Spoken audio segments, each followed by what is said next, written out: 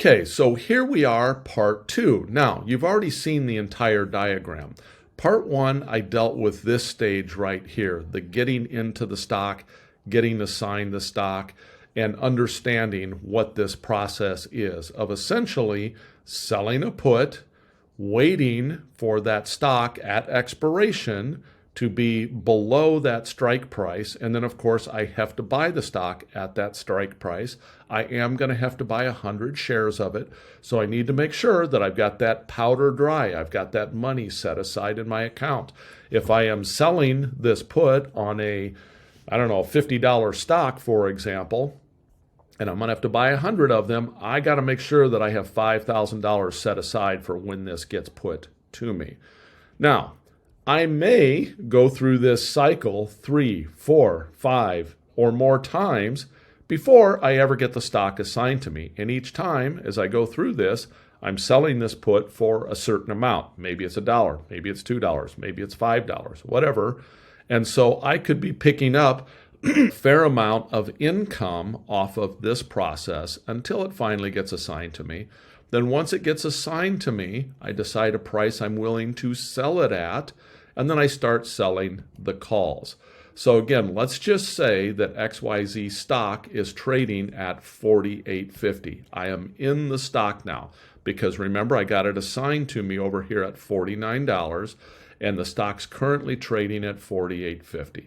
I go out, I sell the $50 call for $1. So that picked me up right there, picked me up $100. Maybe I do that process here a couple more times. So I'm selling that call, stock expires below my strike price. I just keep going in this circle here, selling those calls until it finally gets called away from me. So let's just say the stock moved up to $50.50. So my stock, I was forced to sell it at that point. I had an obligation to sell it to someone at $50. So I did that. But again, because I had these 3 times that I was able to sell those calls, this is called a covered call, by the way. When I sell those calls, I picked up $300 or $3 per share. Remember, I went through the cycle 3 times on entry as well. So my cost basis in this stock was $43.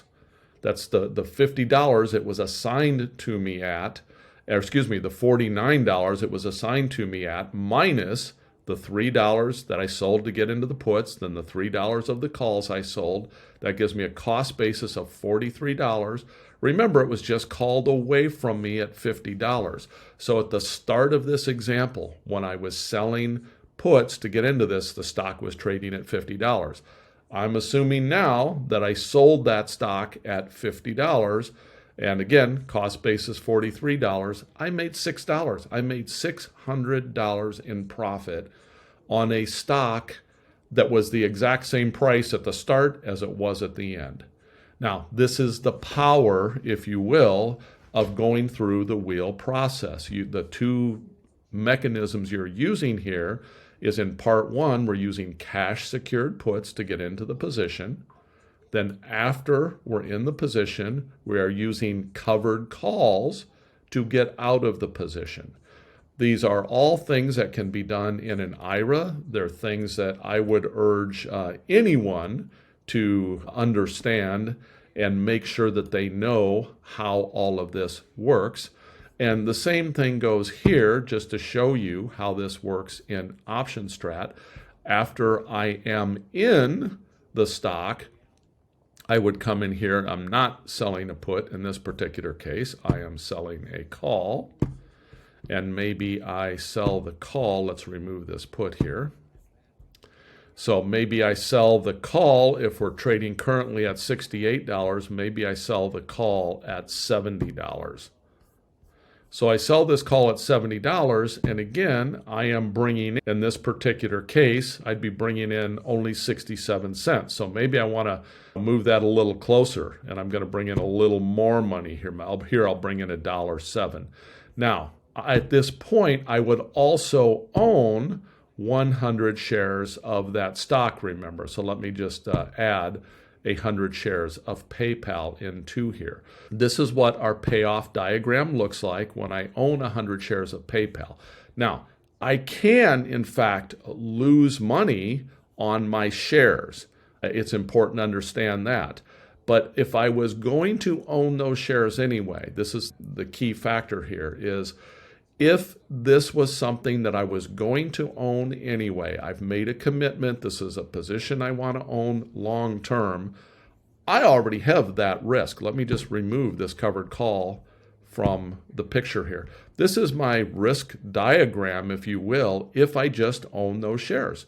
If the stock goes down, I am going to lose money, whether I'm doing this wheel process or not. What the wheel does for me is right now, if we drop from 68.80 we're at, down to 67.80, if I have only the stock, I'm down $100.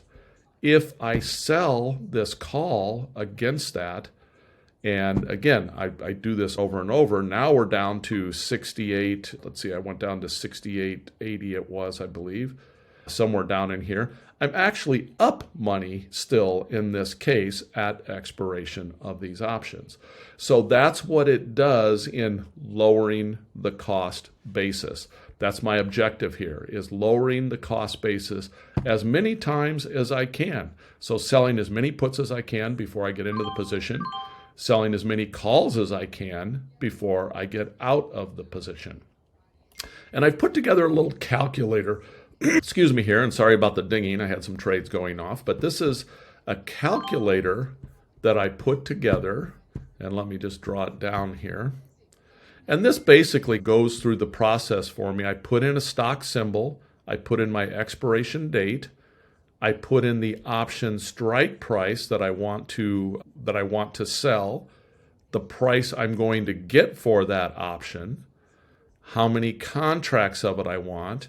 And this will go through and show me all of the calculations. Now, let me just show you one that, in fact, it was the one that just closed out here.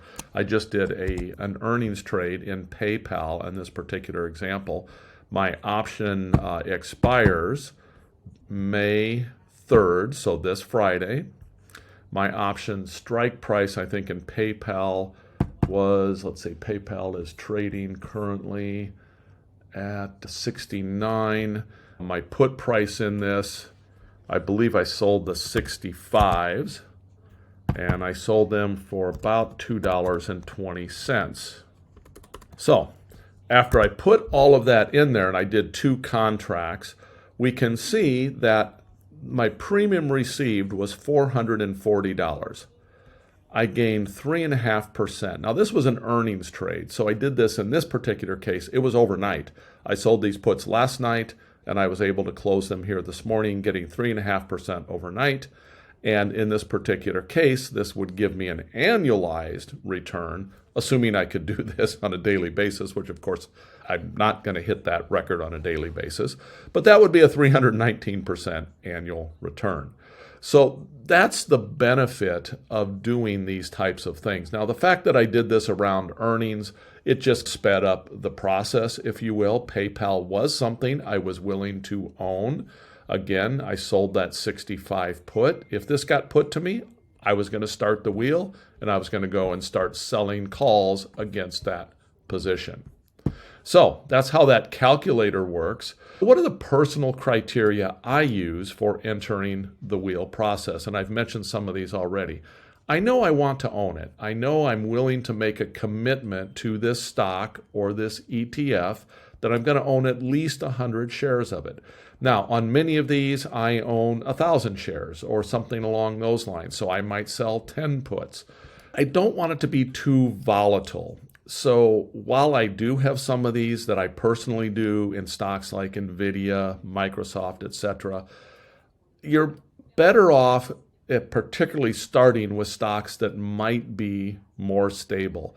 Stocks that are trading maybe sideways, maybe in a little bit of an uptrend. But again, those are going to be criteria for things that I'm going to want to own long term anyway.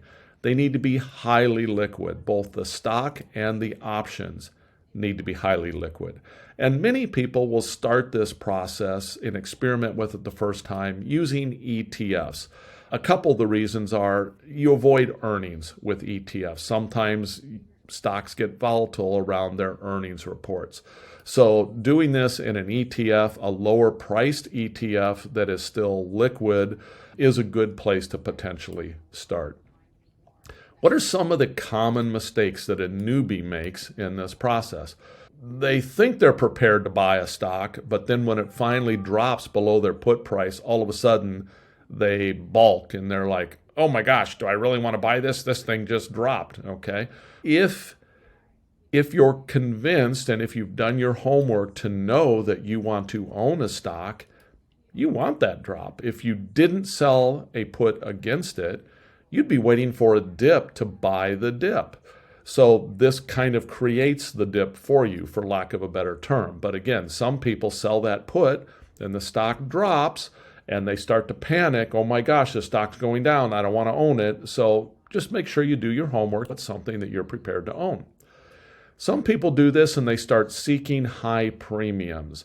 Premiums are a function of how volatile that stock is. So some people go into this and they pick a stock like an Nvidia or a Tesla or something because, wow, you can get monster high premiums. For selling a put on Tesla a few dollars below the market, you might get $18, $19, which is $1,900. But yet Tesla can blow way through your put price or way through your call price. I wouldn't just go out seeking high premiums unless you're the type of person that's comfortable actively trading and are willing to take big swings. People will panic out in big moves. So you sell a put, your stock drops 10%, you get it assigned to you. This goes to number one up here. Stick with it. If you knew you wanted to own that stock, you just got into it at a 10% discount, unless something has fundamentally changed about the stock. Then maybe you want to rethink the situation. And final thing is they don't understand how dividends might impact assignment. So this is a whole nother thing I'm not going to get into. You can certainly do this with dividend stocks, but dividends can sometimes impact when a person gets assigned, etc. Because if a dividend pays out during the time that you have one of your options positions open, that can impact the assignment price.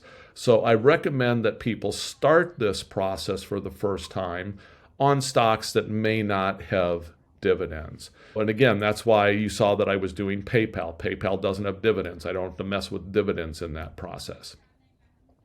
What are the downsides to doing this? You remember early on I said there is no downside risk. And this is the key part right here. Assuming this is a stock you want to own or plan to own as a long-term investment. So if the stock goes down, you're getting assigned at a lower price plus however many premiums you took in. That's a win, okay? If the stock goes sideways, well, you saw in my example of getting assigned at $49, selling the stock at $50, if the stock went sideways for a period of time, but I took in enough premium along the way, that was a win. The stock grinding up steadily. Yeah, I may sell puts. I have 2-3 months where those puts expire worthless. I get to keep that money. I finally get it assigned to me. The stock starts grinding up. It gets called away at a higher price. That's a win. So the one time when you won't lose, but it will be frustrating to be in a stock position where you have sold a call against that position is if the stock rips up massively. So to go back to my example that I just shared with you of getting put a $50 stock when it dropped to $49, and then I'm selling calls at $50, and then that stock goes to $60, okay, for some reason. Now I'm frustrated. I didn't lose money. I still made money by selling the put. I made money by selling the call. I made money by selling or letting my stock get called away at $50 when I only bought it for $49. Again, less all the premiums, which helped lower my cost basis. So it was a win. It was a winning trade for sure. But if that stock rips up to 60 and I have to sell it to someone at my $50 call strike price, I feel bad about that. It's dang, I missed out on a whole bunch of money there. Again, I want to stress, it was not a loser, but I didn't generate the same amount of income that I might generate in that scenario if I only held the stock and not sold calls against it. So that is the one downside to the wheel, and that's why I don't tend to do these in highly volatile stocks. If Tesla is trading at $200 and I sell a $210 call against my 100 shares and Tesla goes to $260, even though it was a winning trade, I'm going to be kicking myself a little bit in that scenario. So I want to look for things that are just slowly grinding up. That way I can just sell those calls against it day in, day out, go through this process over and over. At this point, let's start wheeling. Thanks so much, everyone. That wraps up the presentation on the wheel. Again, two parts, the entry part, selling those cash secured puts to get in, and then the distribution part, if you will, or the selling part, where after we own the stock, we're now selling calls, that's called a covered call strategy, to get out of that position at a later time. And the more cycles we go through, the more premium we take in before we get into the stock, or the more premium we take in before the stock gets called away from us, the better that overall trade is going to be. So that wraps up the wheel, and I thank you very much for sticking with me. Now that you understand the wheel process, let's start wheeling. Those of you that are interested in understanding this process, watching me go through this process, I'm putting a link down below where you can go and sign up for a more detailed look at the wheel strategy. And also you can join sjgtrades.com. I have a community where I trade a bunch of different trades, but the wheel is one of the trades that I trade in that community. Now, this is a paid community. It's a limited group of people that understand or are wanting to learn this process. You have open line of communication with me to ask questions during the process. I produce a small video, usually anywhere from 3 to 10 minutes, showing the entry process, exactly how I'm going to enter, why I'm going to enter, and then nothing's going to happen for a period of time until I either sell another put or the stock gets assigned to me, at which point I will start showing the process of the divestiture or the selling off of that by using covered calls. If you're interested in seeing how I do this, go to sjgtrades.com community and sign up, and we'll see you in the room. Thanks so much, everyone. Take care.